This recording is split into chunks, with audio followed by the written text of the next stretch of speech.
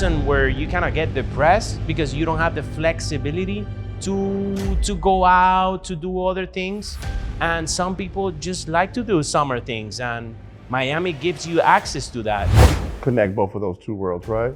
The reason why I kind of fell in love with finance is finance touches everything, right? Whether interest rates can affect how much you pay for a product in the grocery store, right? And so everything kind of is interconnected. Work-life balance, right? You're working hard, whether it's a startup, a project, a job, whatever it might be. At any moment in Miami, you can push a button and be on vacation, right? The piece that's forgotten is that, Web3 and crypto aren't going away, and they're going to probably be more integrated in the financial services system or ecosystem, in the future. I think that Miami will vastly benefit from that. Hello guys, welcome back to a new episode of Making an Impact. I'm your host, Gian Lucas. And this time we want to take some time. To just be grateful and appreciate the fact that you guys are tuning in episode after episode. You guys are sharing the love. You guys are sharing the knowledge, the insights.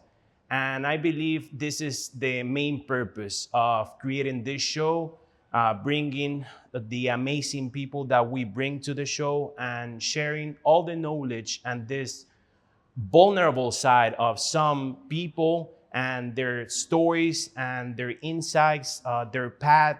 So thank you very much for episode after episode being part of the show. And I just wanted to let you know that you are the main guest and this is all done for you. Today we have Michaeljohn Green, MJ, as is better known in the community.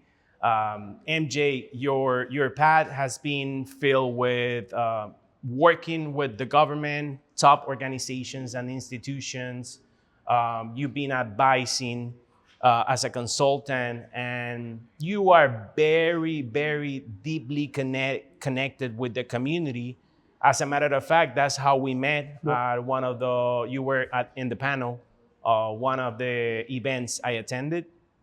And, I there's something that catch my attention when I was trying to get to know you better, obviously doing my research. And trying to prepare to talk to you. And it's the fact that you have two different worlds, and your professional path has been filled with both the financial side and the community side. So what makes you chase and what makes you connect the best of those two worlds? I think the people makes me connect both of those two worlds, right? The reason why I kind of fell in love with finance is finance touches everything, right? Whether interest rates can affect how much you pay for a product in the grocery store, right? And so everything kind of is interconnected. And taking the opportunity to try to learn and use some of the things I learned while working in wealth management to create tools and products that really help the communities that I care about was something that always, I think that you can, when you're passionate about something, it doesn't feel like you're working, right? And so those were always the projects that I was able to put my most amount of time, my most amount of effort in, and then also be rewarded with the impact that they were able to have on people's lives was very rewarding. Of course.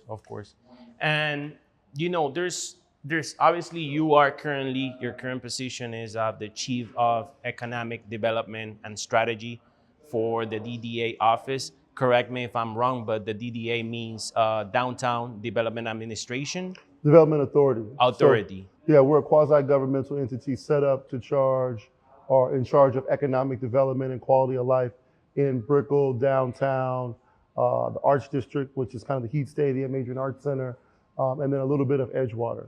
And so kind of this east side of 95 in Miami, we're really in charge with, continuing the economic prosperity that happens here, but then also to making sure that the events are events that people enjoy, the events continue, that it's clean, to work and try to leverage and push mass transit as best as we can, and really make this the greatest place to live, work, and play in the world, which I think that it is that. And that's awesome. And it's my understanding, correct me if I'm wrong, you weren't born and raised here in Miami, right? No, I was born and raised. I was born in the Midwest.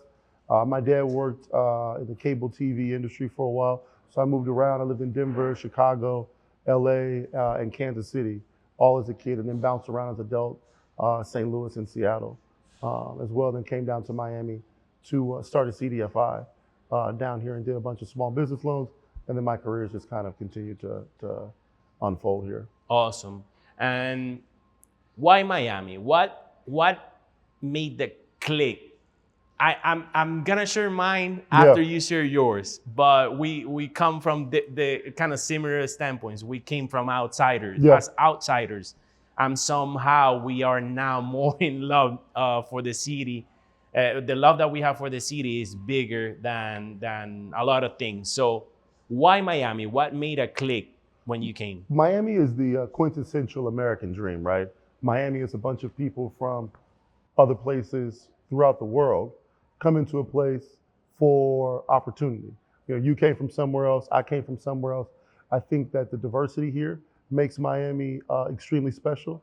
I also think that the high population of folks that are first generation Americans makes a unique opportunity for people to really be able to not have some of the same traditional establishment hurdles when it comes to entrepreneurship or another idea, right? I think very much people in Miami are open to giving people a shot, right?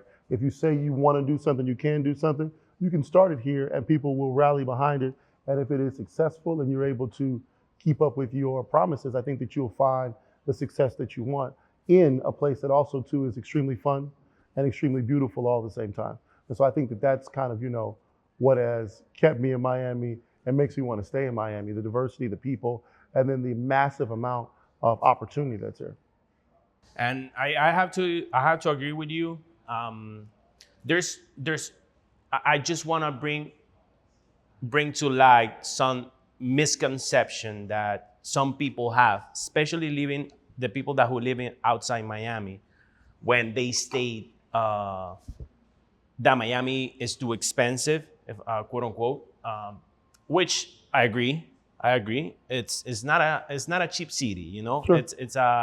It's a highly challenging environment, but it's a highly rewarding environment. And I feel like when this misconception comes to light, some people are not like they turn down Miami just because of the fact that this place is an expensive place. But when you live inside the city, when you are exposed to the kind of activities this city gives you, when you're exposed to the people, the network, the friends, family that you could build in this city, you start understanding that this city, the quality of life in this city is expensive because you are getting access to a bigger family. You're getting access to opportunity. You're getting access to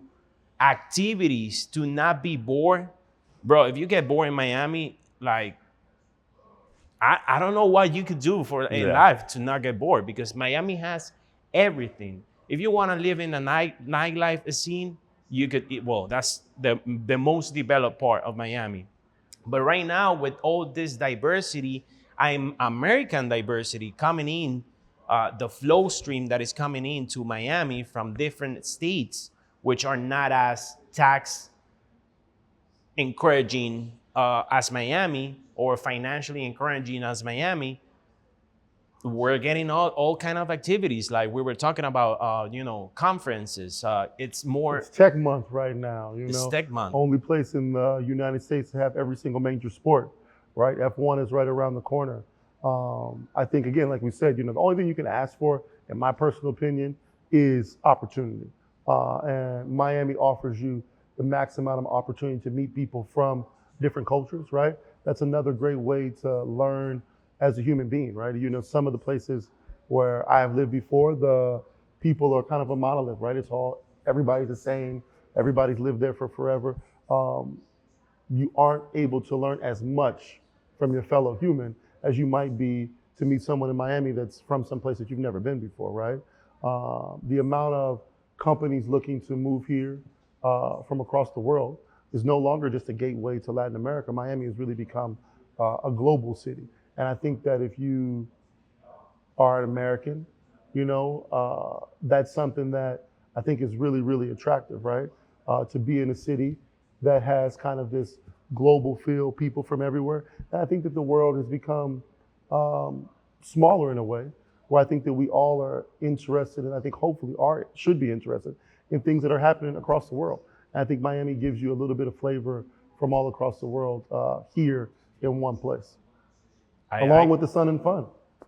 Hey, and we could state that the weather it's pretty much stable throughout the entire year. We do get some sort of season hits, if you could call it like that. But you know, my family is European. I'm Latin American. I'm from Venezuela. But my mother's side, on my mother's side, my family is from Italy, and I do have family over there. And they tell me like when winter time hits, is kind of a season where you kind of get depressed because you don't have the flexibility to go out to do other things, and some people just like to do summer things, and Miami gives you access to that. You could be in the beach in December, February, whenever you want. Exactly. I mean, I moved from Seattle, right? It's a little gray, a little rainy. I can understand the seasonal depression, but I think it's also too, it's beautiful when you talk about work-life balance, right? You're working hard, whether it's a startup, a project, a job, whatever it might be. At any moment in Miami, you can push a button and be on vacation, right? And go to the beach and act like you are on vacation and fully really being able to enjoy that. And I think that that's a special thing to be able to jump back into work, right? Working hard is really important, but you always need a break, right? Your body can only run on 100% for so long, and you've got to take some time to rest and recover. And I think Miami, you can do that here. You can do that here maybe a little bit better than you can do anywhere else. And so I think that that's why people love it. That's why people always come to visit. And that's why some of us, you know, are blessed with the opportunity to be able to live here, and especially be able to live here in this moment in Miami's history right now, which I think is a really unique moment, right? Not many of us that will listen to this podcast have been alive in a major city during its peak moment. And Miami's peak moment is right now. And so you, me, other folks that live here have the opportunity to really be able to shape that in a top tier American city, and maybe number 3 American city now. Absolutely. And not only that, I think it's obviously, you know, you gotta be very careful with these limits that you're mentioning when you are hitting work constantly and you have your goals right in the middle of the forehead and you are trying to hit as much as you can. You sometimes forget that rest is part of the process, and when you don't rest, you get to burn out yourself. And when you get burned out, like you get into this mental hole, or the black hole, as I would like to call it, mental black hole, where you start doubting, you know, about yourself, about everything, about the timing. We're humans. We're always gonna have doubts that we need to fight against so we can push your boundaries even further. But I believe Miami gives you that flexibility of even more tools for you to not burn out, even more tools for you to, as soon as you finish hitting work, you have access to unlimited possibilities for you to distract yourself a little, create some memories, some connections, meet other people that are working on similar paths as we are. And that's a beautiful thing about Miami. Now, coming back to the burnout topic, and understanding that when you're building your career up, that's one of the, I would say, one of the top 5 challenges that we might face. When you were hitting off your career here in Miami, what was the biggest challenge at that moment? For not only for the situation of the city at that specific moment, but the emotional tools that you didn't have at that moment for you to take your career to the next level and started like putting the work. I mean, I think patience, right? We all want something right now, uh, but to be able to build in the moment and be patient, um, because everything you've got to build it, right? We were talking earlier about content creation, and you've got to put a lot of work into it before you start to really be able to monetize it. I think that that's kind of one of the more difficult things, because you do see the glitz, glamour, or whatever there might be in Miami, and want a piece of that, but you've got to build up for that or put in the time. And so I think patience.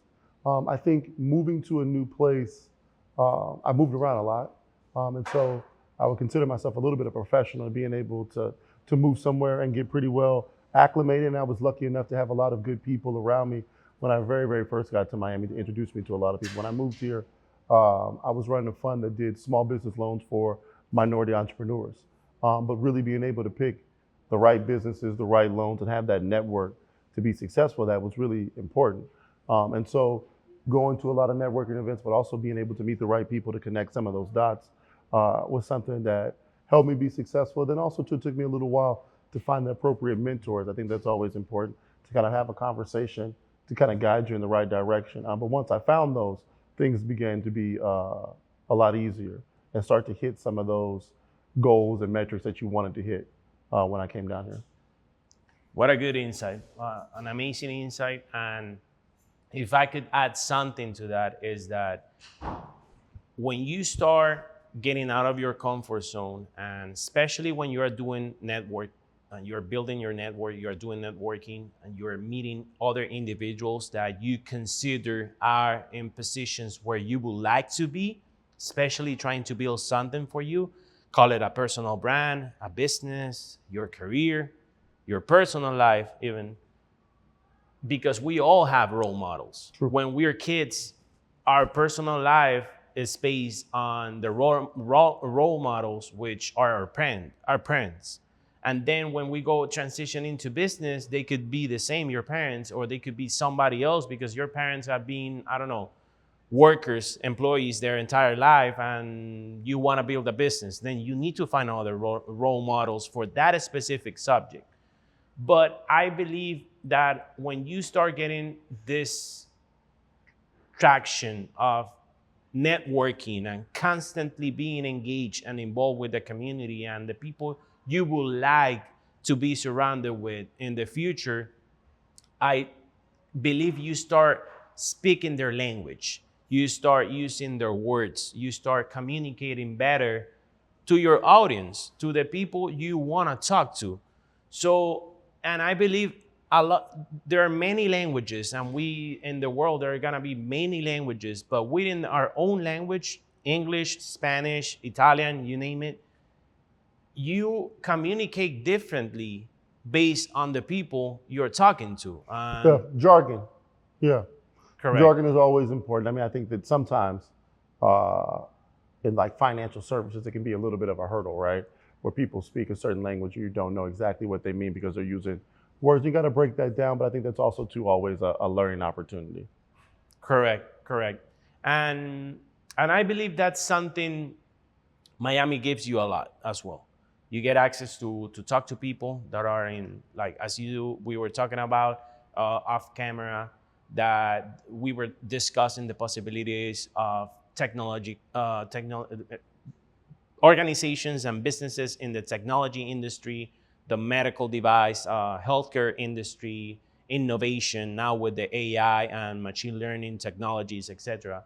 Coming into Miami, you get the opportunity to speak a different language, because even though these are business people or professionals, they speak a more technical language. Sure. And you get access to all their insights. If you just learn how to talk to them, you're gonna get access to a lot of their insights because people are willing to share their knowledge. I learned that here in Miami, in California. If you ask, maybe the worst thing that you could receive is a no. True. But you need to ask whatever you want in life. You need to ask, if you believe in God, you ask God. If you believe in energy, you just display the energy. You just gain the energy and guide yourself to attract what you want. Now, coming into the present and understanding that, you know, your career hit off here and based on what you were just telling us, and understanding that in Miami, there was a transition point, I would say, before and after COVID-19 or the pandemic.